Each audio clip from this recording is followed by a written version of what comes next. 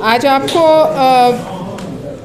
हमने तकलीफ़ दी है क्योंकि कई दिनों से पाकिस्तान पीपल्स पार्टी के ख़िलाफ़ एक मज़मूम एजेंडे के तहत पाकिस्तान पीपल्स पार्टी की जो कि अनाउंस्ड लॉन्ग मार्च है, उसके खौफ से पाकिस्तान पीपल्स पार्टी के ख़िलाफ़ एक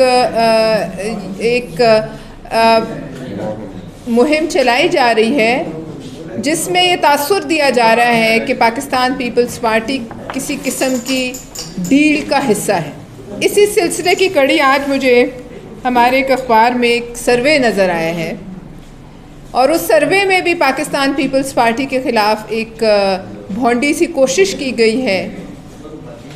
हम सर्वे करने वाले लोगों की क्रेडिबिलिटी पर सवाल नहीं उठाते, लेकिन उनकी अपनी क्रेडिबिलिटी के लिए ज़रूरी है कि वो इस सर्वे को जब शाया करते हैं तो फिर वो ये ज़रूर लिखें कि उनको उसकी फ़ंडिंग कहाँ से हासिल है, उनकी फ़ंडिंग सोर्सेस कौन हैं, उन्होंने कितने लोगों से ये सवालात किए हैं और किस इलाके से ये सर्वे किया है, जिसके नतीजे में वो एक फ़तवा पाकिस्तान की एक बड़ी पॉलिटिकल पार्टी के ख़िलाफ़ जो है वो दे रहे हैं। दूसरी बात, इसी कड़ी का एक सिलसिला ये है कि कल आपने देखा कि सेनेट में हमारे मौसूफ वज़ीर ख़ारजा जो कभी अपनी कारकर्दगी, अपनी वजारत की कारकर्दगी पे बात करने के लिए नहीं आते, लेकिन वह पॉलिसी स्टेटमेंट की आड़ में आए और आकर इसी सिलसिले की एक कड़ी के जो है आलाकार बने, एक कड़ी बने और उन्होंने वहाँ ऐसी बदज़ुबानी की और ऐसी अपनी महरूमियों का जो है वो वहाँ गुबार निकाला जो शायद उस सेनेट में इससे पहले उस ऐवान बाला में किसी ने नहीं। अब सवाल ये है कि सबसे पहले हम वज़ीर ख़ारजा से उनकी वजारत के बारे में सवाल करना चाहते हैं। अगर हम उनसे पूछें कि वो क्या वजूहात कार फरमा थी कि कश्मीर पाकिस्तान के हाथ से निकल के मोदी के पास चला गया, आप वज़ीर ख़ारजा थे, आपने क्या किया, तो कोई जवाब नहीं। हम आपसे पूछें कि इसके बाद आपने दुनिया में पाकिस्तान का मुकदमा पेश करने के लिए क्या किया, कश्मीरियों के लिए क्या किया, तो कोई जवाब नहीं। हम ये पूछें कि आपकी वजारत में पाकिस्तान ने क्या खोया और क्या पाया, तो कोई जवाब नहीं। हम ये पूछें कि सीपेक जो कि हमारी रीढ़ की हड्डी जिसको कहा गया, किस तरीके से उसको ज़मीन बोस कर दिया गया, तो कोई जवाब नहीं। हम ये पूछें कि हमारे देरीना दोस्त जो हर जगह हमारे साथ खड़े होते थे, आज क्यों वो ममालिक हमसे छुपते फिरते हैं, तो कोई जवाब नहीं। ये तमाम चीज़ें शाह महमूद कुरैशी साहब की डोमेन हैं और अगर उन्हें सेनेट में आना था तो उन्हें इन बातों पर पॉलिसी स्टेटमेंट देनी चाहिए थी कि क्या वजह है कि अमेरिका के कदमों में आप गिरे लेकिन उन्होंने आपको एक फ़ोन के लायक नहीं समझा। क्या वजह है कि पाकिस्तान कश्मीर पे करारदाद पेश करता है और दुनिया का कोई मुल्क आपके साथ खड़ा नहीं? क्या वजह है कि दुनिया के किसी मुल्क में आप पाकिस्तान के वज़ीर आज़म के तौर पर न जा सकते हैं, ना वो आपको मानते हैं, ना वो आपसे बात करना जो है वो कबूल करते हैं, लेकिन इन बातों का वज़ीर ख़ारजा के पास कोई जवाब नहीं। वज़ीर ख़ारजा ने कुलभूषण के लिए सफारतकारी की, कुलभूषण के लिए सहूलतकारी की। उन्होंने ये तक कहा कि आओ, भारत से कहा आए, मैं शीशे हटाता हूँ, मैं आप कहें तो सिक्योरिटी हटाता हूँ, लेकिन फिर क्या हुआ? आपसे पूछा जाए तो कोई जवाब नहीं कि क्या आपका यहाँ सिर्फ रोल कुलभूषण का वकील बनना था?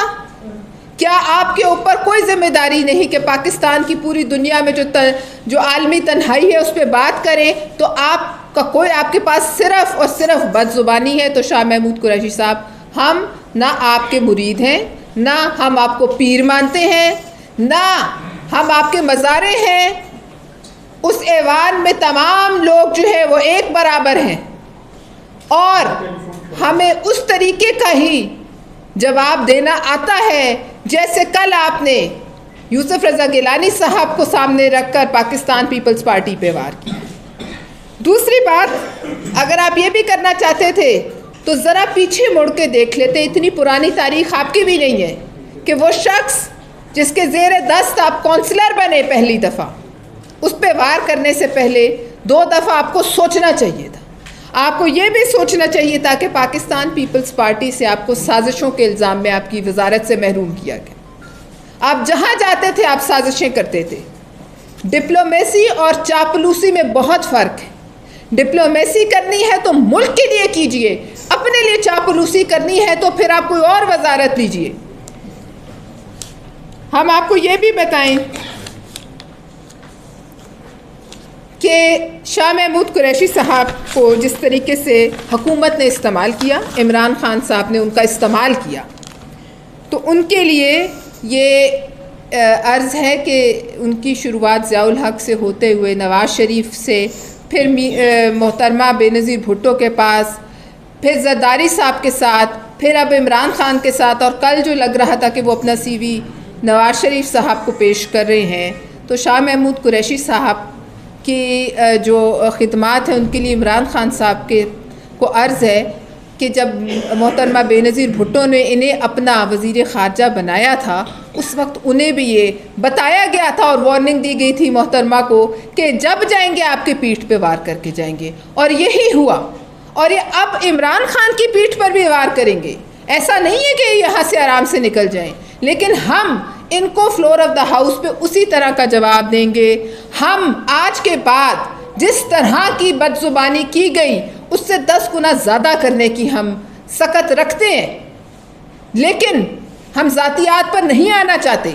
हम आज भी शाह महमूद साहब की ज़ातियात पर नहीं आएंगे। हम उनके सियासी क्रेडेंशियल्स पे बात करेंगे कि कदमों में बैठना ठीक है, आप बैठें, लेकिन कदमों में ही बैठें। फिर वो ज़बान जो आपने इस्तेमाल की वो उस कैंची से भी तेज़ है जिससे आप अपने मुरीदों के बाल काटते हैं। हम में से कोई शख्स वहाँ कब्रों की कमाई नहीं खाता है। हम सब पॉलिटिकल वर्कर्स हैं, और शाह महमूद कुरैशी साहब को हक हासिल नहीं कि वो किसी पॉलिटिकल वर्कर की वहाँ बेइज्जती करके उठ जाएं और भाग जाएं और सहूलतकारी करके जो है इजलास को ख़त्म कराएं ताकि जवाब ना आ सके। जवाब ज़रूर आएगा, और हर उस शख्स को आएगा जो इस फ्लोर को इस तरीके से इस्तेमाल करेगा। हम ये भी कहना चाहते हैं कि ये तमाम जो आप देख रहे हैं एक एजेंडा के तहत जो बदएतमादी फैलाई जा रही है, उसका मकसद सिर्फ़ और सिर्फ इनकी स्याहकारियों पे पर्दा डालना है। कल आपने देखा कि मुल्क में तमाम वो अशिया जो आप और हम रोज़ इस्तेमाल करते हैं, मसालों से लेकर दूध, चीनी, आटा, दालें, हर चीज़ पर जो है कल रात को उनके रेट बढ़ा दिए गए। आप यूटिलिटी स्टोर्स पर जाएं, इनके सरकारी प्रोपेगेंडे को एक्सपोज करें, वहाँ ऐसी चीज़ भी नहीं जो जानवर खाएं। पूरे मुल्क में इस वक्त होशरबा महंगाई के लिए के बोझ तले दबकर आवाम बिल बिला रहे हैं, और इस वक्त मुल्क में एक ख़तरनाक सिविल अनरेस्ट का अंदेशा है, और ये सिविल अनरेस्ट एक इंटरनेशनल साजिश की तरफ निशानदही करती है। ये तमाम बिल्स जो पास हुए हैं, ये तमाम चीज़ें जो हमारे हाथ से जा रही हैं समेत हमारे स्टेट बैंक के और मिनी बजट के और आवाम के पेटों पे जो वार हो रहा है, ये एक इंटरनेशनल साजिश का हिस्सा है जिसका आप चंद दिनों में देखेंगे कि ये खुल के सामने आएगी कि लोगों को मजबूर किया जाए कि वो सड़कों पे आए, दंगे हों, फसाद हों, और अल्टीमेटली आपकी न्यूक्लियर असासे जो हैं वो आपका इनका निशाना है। और हम इस साजिश को एक्सपोज करेंगे, हम इस साजिश को हम अपनी लॉन्ग मार्च में एक्सपोज करेंगे, और पाकिस्तान पीपल्स पार्टी की लॉन्ग मार्च किसी सूरत नहीं रुकेगी, चाहे आप 10 ऐसे सर्वे ले आएँ या चाहे आप 10 ऐसे बदजुबान और हायर करके वहाँ भेज दें। बहुत शुक्रिया। जी अच्छा, रोशन खान साहब, आपने जैसे शाह महमूद कुरैशी कल सेनेट में बोले हैं, तो क्या कहते हैं शाह महमूद कुरैशी पाकिस्तान ईद का जवाब देने का जो एब्सेंट होगा उसका बिल्कुल वो जवाब देने का पाबंद है, और अगर वहाँ से हम ज़रूर इसको बुलडोज कर ये इन्होंने किया जो इसको रोकते, बहुत बेहतरीन हमारी एक फ़तह होती। लेकिन चूंकि वो ना हुई और उसके अलावा वो एक और तरीका भी हुकूमत के पास जॉइंट सेशन का था, वो अलग बात है। तनकीद पे हमें कोई गुस्सा नहीं है, तनकीद हमारे अपने लोग करते रहे हैं, लेकिन तनकीद की आड़ में कोई अपने पर्सनल स्कोर सेटल करने के लिए आ जाए या अपनी महरूमियाँ जो है निकालने के लिए आ जाए और उसको जवाब ना देने दिया जाए शख्स को, और उसके बाद सेनेट का जो सेशन है उसे ख़त्म कर दिया जाए, ये हम कबूल नहीं करेंगे। आप तनकीद बेशक कीजिए, लेकिन तनकीद और तजलील में बड़ा फ़र्क है। ये जो चेयरमैन सेनेट का दिनों में जो रवैया रहा है, जिस तरह से उन्होंने हाउस को कंडक्ट किया, तो क्या पीपल पार्टी दीगर अपोजिशन के साथ मिलकर सोच रही है कि कोई सेनेट में चेयरमैन सेनेट को तब्दील किया जाए? दूसरा ये है कि ये शाह महमूद कुरैशी आपने क्रेडेंशियल, किसको क्रेडेंशियल पेश कर रहे हैं? नहीं, ये तो अब आगे जो अगला पड़ाव है उधर ही की तरफ जा रहे होंगे, लेकिन बात यह है कि मैं ये ज़रूर कहूँगी कि चेयरमैन सेनेट को यूसुफ रज़ा गिलानी साहब को जवाब के लिए उठने देना चाहिए, और मैं आपको एक गारंटी कराती हूँ कि चाहे कुछ भी हो जाता, आप यूसुफ रज़ा गिलानी साहब के मुँह से इतनी बदज़बानी नहीं सुनते, क्योंकि वो एक पॉलिटिकल है। ये बताएं कि अब यूसुफ रज़ा गिलानी की तारीखी बेइज्जती हो रही थी, तो पीपल्स पार्टी ने वॉकआउट क्यों नहीं किया, कोरम क्यों नहीं किया? कोरम पूरा नहीं था, ये सारे लोग बैठ के तो खुद गिलानी साहब की तारीखी बेइज्जती कराते रहे।